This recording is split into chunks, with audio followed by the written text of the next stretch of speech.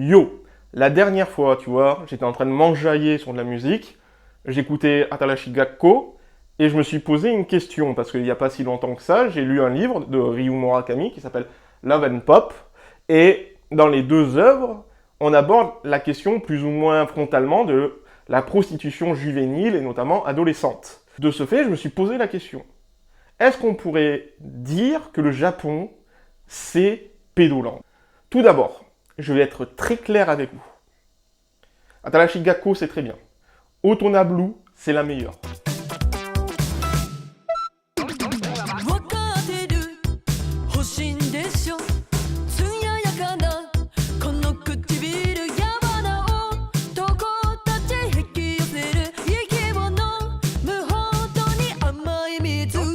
La musique, elle fait très années 80. On le voit, il y a du synthé, il y a une basse qui fait un truc un peu funky, c'est extrêmement dansant. La voix de la chanteuse Suzuka, elle est forte, elle est puissante. Elle a le même type de phrasé qu'on retrouvait dans quelques tubes des années 80 au Japon. Donc déjà, on est plus ou moins dans un univers sonore typé 80. Tu rajoutes à cela plusieurs choses, notamment les néons. On a un magnifique jeu de bleu, on a un magnifique jeu de rouge. Les néons, une esthétique très 80 quand même. On a une magnifique voiture qu'on voit dans le clip. Si je dis pas de bêtises, ça ressemble à une Nissan Cédric Wagon. Au niveau des paroles, on a une personne, donc a priori une adolescente, qui est en train de parler et qui est en train d'évoquer son envie un peu ambivalente d'être considérée comme quelqu'un de plus mature et de plus mûr, notamment dans les relations sentimentales. Elle souhaite être avec un adulte. Elle reste encore un peu naïve, un peu enfant. Alors, j'ai dit souvent le terme adulte, c'est pas pour rien, parce que otona en japonais, ça peut vouloir dire adulte, et bulu, ça veut dire blue. Donc, on pourrait voir ça comme le blues de l'adulte, une des traductions possibles, ou ça peut être également un jeu de mots avec otona bulu, qui veut dire se comporter en adulte. Donc, on a réellement cette idée de paraître autre chose que son âge, de cette volonté à se faire remarquer par les adultes et être considéré comme une adulte, alors que c'est une adolescente. Là, tu vas me dire, ok, pas de souci, mais le rapport avec la prostitution, j'y viens. Globalement, on a plusieurs scènes, on a plusieurs plans. On a notamment ce fameux plan dans un type d'hôtel, a priori un love hotel. On a une autre scène où on voit Lynn en train de fumer une cigarette et Canon, qui porte bien son pseudo, Canon qui est en train de sucer une sucette. Donc évidemment, on voit la différence d'âge entre les deux protagonistes. Donc c'est un adulte, de l'autre une ado, dans un lit, dans un love hotel. Pas besoin de te faire réellement de dessin sur ça. On sait ce qu'il s'est passé entre les deux. Si tu rajoutes cette magnifique scène de restaurant dans lequel on voit de la viande, évidemment, faut pas être sorti de Saint-Cyr pour comprendre ce que ça veut dire. Ici, l'adolescente est réduite à un objet de consommation. Enfin, on va terminer avec Mizu. Ici, on voit qu'elle a un comportement clairement d'enfant, c'est-à-dire qu'elle vient d'apprendre une mauvaise nouvelle au téléphone et elle est toute chafouin, elle est toute chagrine. Évidemment, ça pourrait symboliser l'impuissance de l'adolescente et la toute-puissance d'un point de vue décisionnel du pouvoir de la part d'adultes. Elle n'est qu'un objet de consommation, comme je l'ai dit. Elle est à la disposition des adultes qui peuvent en faire à peu près ce qu'ils veulent. Évidemment, cet aspect enfantin, on le voit notamment avec un lait fraise a priori, donc quelque chose de typique plutôt pour les jeunes. Bon, je sais que c'est une analyse un peu sommaire, un peu rapide, c'est normal. Le format de la vidéo l'exige, il faut que je sois rapide, autant sur la première œuvre que sur la deuxième. J'essaye toujours de mettre en lien un livre avec une œuvre un peu plus récente, ou en tout cas un peu plus pop. Ça tombe bien, en parlant de pop, on va parler de Love and Pop de Ryu Murakami. Love and Pop 1996, on va suivre l'histoire de Yoshi Hiromi, une adolescente de 16 ans, 1m60, 47 kg, les informations nous sont données, autant les utiliser, qui a travaillé dans les télékuras et qui maintenant fait des rendez-vous arrangés. Alors, pourquoi le fait-elle? Tout simplement parce que ça rapporte de l'argent. Ici, Hirumi, elle, n'a pas encore eu de rapport sexuel lié à un rendez-vous arrangé. Mais est-ce que ça va durer? Je vais te le dire, tout simplement. Le premier rendez-vous, c'est avec Uehara. C'est un jeune homme de 27 ou 29 ans et qui travaille dans un garage la nuit. C'est lui qui fait les cartons. Et le problème, c'est que ce jeune homme, il pue, d'accord? Il se lave pas parce que selon lui, il n'a pas le temps. Il a posté une annonce, Hiromi a décidé de saisir l'occasion et tout ce qu'il demande, c'est être vu dans un vidéoclub Netflix, mais en physique. Donc, vu qu'il pue, d'accord, il a une réputation d'homme solitaire, il souhaite quelqu'un qui soit à ses côtés, moins pour se montrer devant les autres en disant « Regardez, j'ai une petite amie ». Ils font leur petit tour au vidéoclub, et notre petit Uehara décide d'aller regarder ce qu'ils ont comme porno. Hiromi va le suivre, et elle va se faire prendre au piège le plus ancien du monde, plus ou moins, depuis qu'on a un pantalon, qui est le piège de la poche.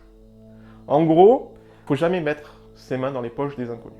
Parce que il découpe la poche, et quand vous allez mettre la main dedans, ce que vous allez sentir, ce n'est pas le fond d'une poche, mais le début d'un pénis. Ou d'une bite, voilà, autant le dire. Elle va plus ou moins le masturber, il est heureux, il lui donne de l'argent, elle est heureuse, elle reçoit l'argent. Donc pour cette affaire, il lui donne à peu près 50 000 yens, ce qui équivaut plus ou moins à 500 €. Elle a de l'argent, mais elle n'en a pas assez pour acheter ce qu'elle souhaite. Ce qu'elle souhaite, c'est une magnifique bague. Le deuxième rendez-vous, c'est avec quelqu'un qui se fait surnommer Captain EO, et il a une peluche avec lui qu'il appelle Fuzz. Il est plutôt BG, 30 ans. Lui, clairement, il lui dit « Écoute, tu es bien charmante, viens, on va dans un love hotel et on fait des choses. » Elle dit pourquoi pas, de toute façon, je suis payé, donc autant le faire. Arrivé dans la chambre du love hotel, il commande à manger. Il lui dit « Écoute, prends une douche parce que moi, les filles qui puent, je peux pas, et lave-toi bien la toutoune, d'accord? Frotte bien sur les bords, j'aime pas quand il y a des petits bouts blancs. Je rigole pas, c'est marqué dans le livre. » Évidemment, vu qu'elle est payée, elle s'exécute. Et lui, il arrive tout gentiment, avec un stun gun, un taser, pour faire très simple. Elle se retrouve un peu patraque, et il lui dit « Bon, moi, normalement, les filles comme toi, tu vois, moi, je les dévalise. Je donne un rendez-vous, je les paralyse, je les dépouille, et je m'en vais. Elle porte jamais plainte, parce que ça serait reconnaître plus ou moins qu'elle se prostitue. Or, la prostitution est interdite. Une fois que c'est fait, elle reprend ses esprits, elle rentre chez elle, elle appelle ses amis en disant « j'ai eu 2 rendez-vous, mais finalement, j'avais pas assez pour la bague. Tant pis. » Donc ça, c'est l'histoire de Love and Pop. Et je trouve que déjà c'est un bon livre, vraiment sur 250 pages, ça va vite, et la construction est ultra intéressante. Dans le sens où chaque chapitre est ponctué de pubs. Réellement, on a des slogans publicitaires, on a la télé qui n'arrête pas de parler, on a des prix de partout, pour tout objet, constamment. En fait, on est constamment dans une société d'hyper-consommation. D'une part, le quotidien d'Hiromi est centré sur ça, mais surtout qu'elle n'a pas vraiment de moyens de s'en dégager. Je te rappelle que l'adolescence, c'est une période extrêmement complexe. Les ados sont des êtres influençables. Peu importe ce qu'ils en pensent, c'est vrai. Mais en plus, tu rajoutes donc la pub omniprésente, mais également le groupe social, d'accord? La pression du groupe social. Si tu fais pas des choses dans les normes, si tu n'aimes pas ce que les autres aiment, tu vas être exclu. Et tu n'as pas envie d'être exclu, parce que vraiment, ça peut terminer en Hijime. On en parlera un autre jour, le Hijime, ne t'inquiète pas. Donc, quoi qu'il en soit, pression sociale plus publicité, tu es obligé de faire à peu près ce qu'on attend de toi. Et tu comprends qu'au final, Hiromi, elle est victime de son époque. Et surtout, on a l'influence du groupe. Les 3 copines d'Hiromi sont pas vraiment ses copines, c'est juste des personnes avec qui elle a des centres d'intérêt. Et c'est ces personnes-là qui vont petit à petit la mener vers des rendez-vous arrangés.